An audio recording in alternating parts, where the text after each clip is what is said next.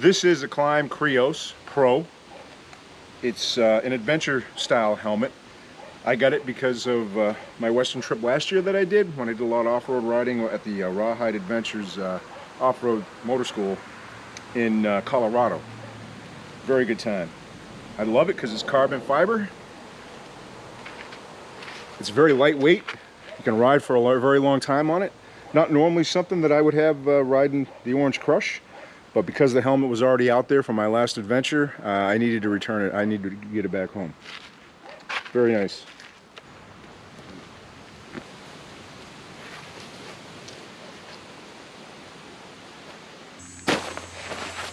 Klim induction jacket.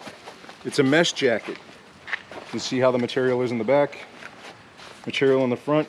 The air flows very freely through it, and it's very nice to ride in hot weather. A lot of times I would soak my shirt when it was over 100 degrees, so it was actually almost like riding with air conditioning.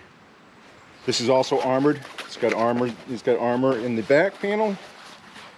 It's got the skid protection in all the right places, and it also has armor in the elbows.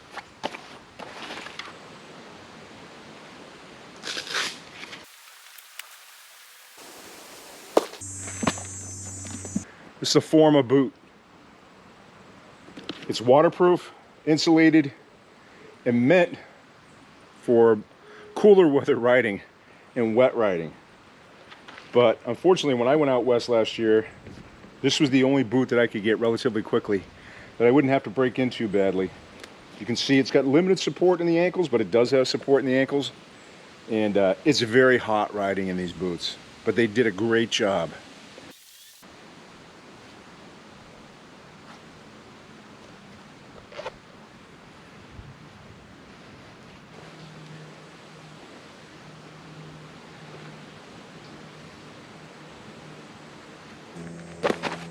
Knox mesh riding pant.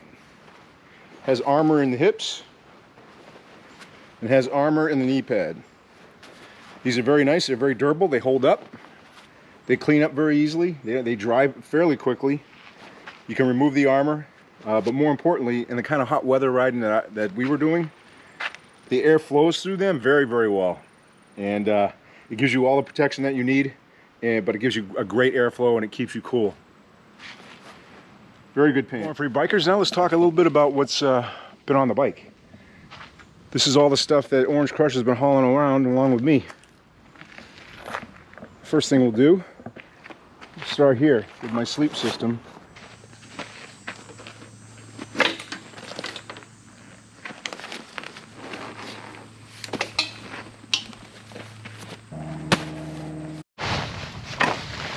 Get the sleeping bag liner. It's chilly out, or you just want a cowboy camp. And then of course, I just bought the lightweight first layer. It's a multi-system sleeping bag. That's lightweight. It'll get you through most summer nights. And it's relatively compactable, and it's comfortable, and you can pick these up at any military surplus store for a relatively inexpensive amount of money. It's a great system.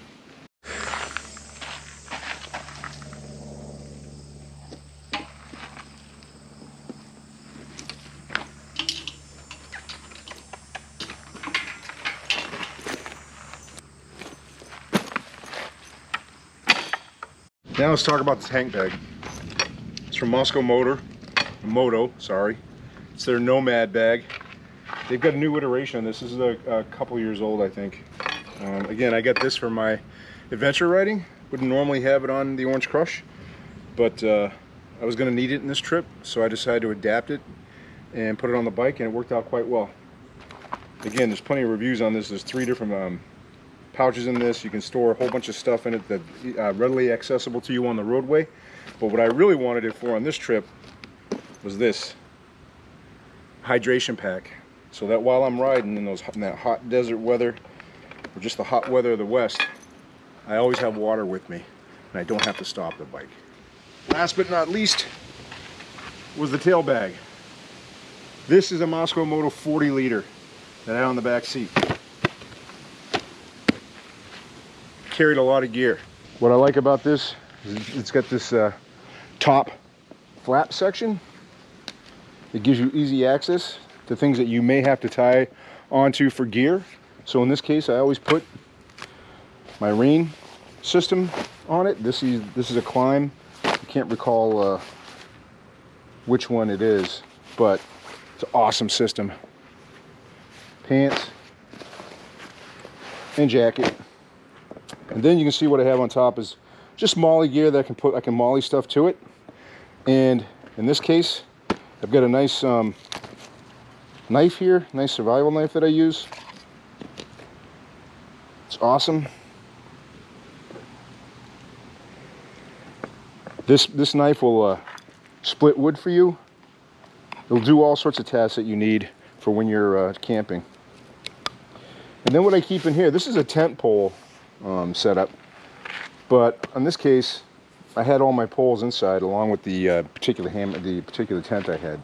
So what I kept up here is things that I might need to have quick access to. And in this case, that is my first aid kit. I did put the tent poles in there. My trauma pack. Now this is a battle trauma pack. It has anticoagulant bandages in it that you can stuff an open gaping wound with, and will help to clot the blood and stop the bleeding, as well as several other things in this that are important. So I like to keep this on the bike, and I always tell my riding partner where it's at in case he needs it or I need it. You know, ideally, just like if you're going into combat, you would keep this on your person somewhere, but that's not always realistic when you're riding on a motorcycle. So I keep it someplace that's easily accessible and that people know about. And then the last item is my tourniquet. You can see this was brand new. I didn't take it out of the wraps yet.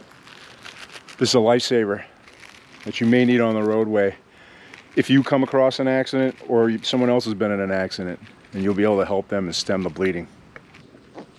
It's a dry bag, so the outside is wear resistant. It's very tough, very durable, but it also makes the bag very heavy. And the inside is lined almost like a dive bag, if you've ever seen dive bags. It's not a thin dry bag like I have my sleeping system in. So one thing that's good about this is you can open it up from both ends. So you can pack accordingly. On one end, I pack and keep my tool gear, all the gear I might need if I have to fix my bike on the side of the road. And on the other end is where I have my personals, other stuff that I'm gonna need while I'm riding.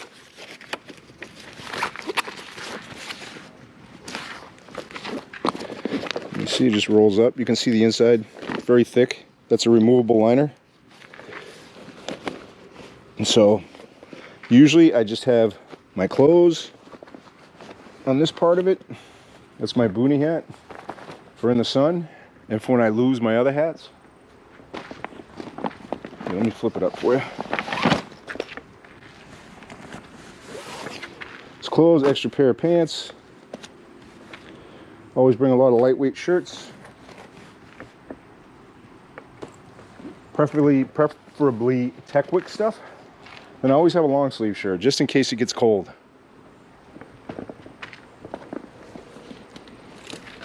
That's for my computer. I usually keep my laptop in there. Extra mounting gear if I need to put something on the handlebars. Extra pair of riding glasses.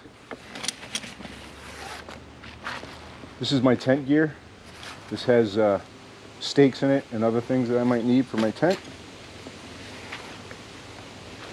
And these, believe it or not, are the bottoms to zippered removable leg hiking pants that I always take with me. They're lightweight.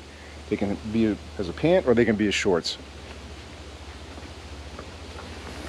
This is the particular tent that I brought with me. It's a Haven tent. It's a hammock tent, but this is actually the sleeping pad system that comes with it. Very comfortable. That's the actual tent. You can see it packs up pretty small. I'm not going to take it out for you. But what's really cool about this hammock tent is it comes with poles that keeps it semi-rigid when you put it in, put the sleeping bag system in with it. And it's actually very comfortable and easy to set up. This is just a portable grill that I keep with me. It has a grilling surface on it, and it folds up, and I'm able to put like twigs and small pieces of wood in there and actually have a contained fire to cook my food on if I need to. And then on the bottom, this right here is a portable tire repair kit. So you know I got a flat tire. You might ask, well, why didn't you just fix it yourself? Well, because the Orange Crush has spoked rims and they're a tube tire. And so you never get a chance to see the new tire. That's just a standard Dunlop street tire. Significantly different than the Pirelli semi-off-road tires I had.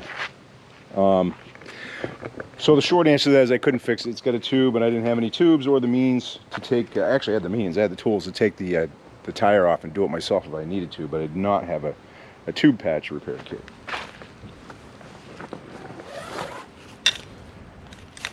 Those are my walking poles for hiking.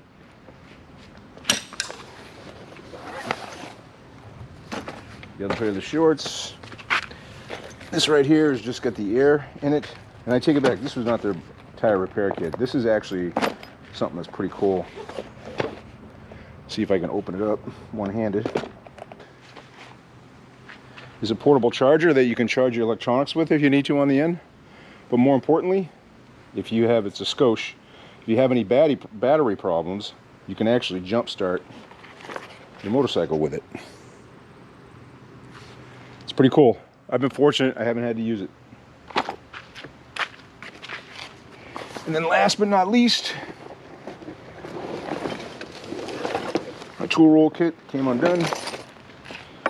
But that's all the tools I had with me, a lot.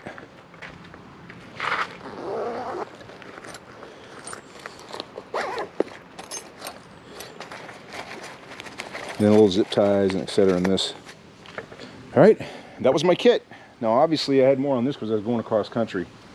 You'll see me in some other videos. I won't have that much, especially if I'm doing hiking. I'm going to have a much lighter pack, and I'm going to be much more minimalist. I'll have less tools. All right, till next time, let's go slay some wind.